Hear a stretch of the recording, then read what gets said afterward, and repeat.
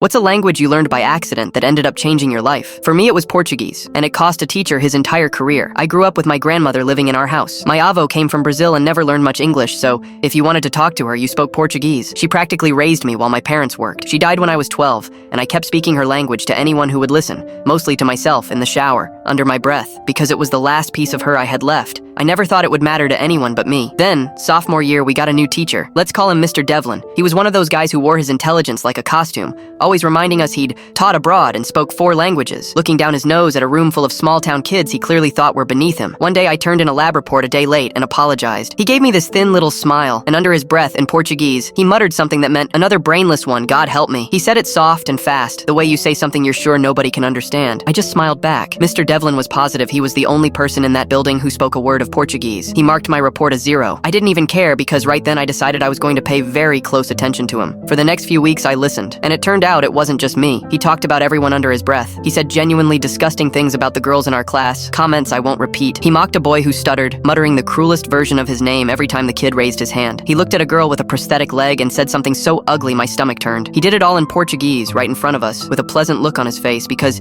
he thought it was his own private little channel. The worst part? The staff loved him. Whenever anyone caught him muttering, they just laughed and said he was practicing his languages. He was charming, he was untouchable, and he never stopped needling me, a low insult when I dropped a pen, another when I got an answer wrong, another when I so much as coughed. To him, I was the dumb kid who'd never know. But I did some digging. It's amazing what a school leaves in an unlocked cabinet, and what you can find on the phone pretending to be a college intern doing verification. Mr. Devlin's teaching certificate was fake. He'd never actually been licensed in our state, and the reason he'd left his last school 2 towns over wasn't the new opportunity he bragged about. He'd been quietly forced out for the exact same behavior, and he'd doctored his employment history to bury it. For my next assignment, I wrote half of it in Portuguese. I described politely everything I'd heard him say, and I mentioned that I knew his certificate wasn't real. The next morning, he pulled me into the hall. The smug look was gone. He looked terrified. In perfect panicked English, he whispered, please don't do this to me. This is all I have." I looked at him and said in Portuguese, "I'm sorry, I don't understand. Say it the way you say everything else." His face went white. "So that's what this is about," he said. "I'll stop. I'll never speak it again. Just please don't tell anyone." I told him I was sorry, in Portuguese this time, but I was too much of a brainless one to keep a secret, because 2 days earlier, before I ever handed in that essay, I'd already emailed the district a 20-page document, recordings of him muttering, each insult transcribed and translated, screenshots of his forged certificate, the name and number of someone at his old school who'd been waiting years for anyone to ask. Within a week, Mr. Devlin stopped coming in. We had substitutes for the rest of the semester. A few teachers gave me strange looks in the hallway, like they knew I was the reason their favorite colleague had disappeared. Here's the part that still gets me. A couple of months later,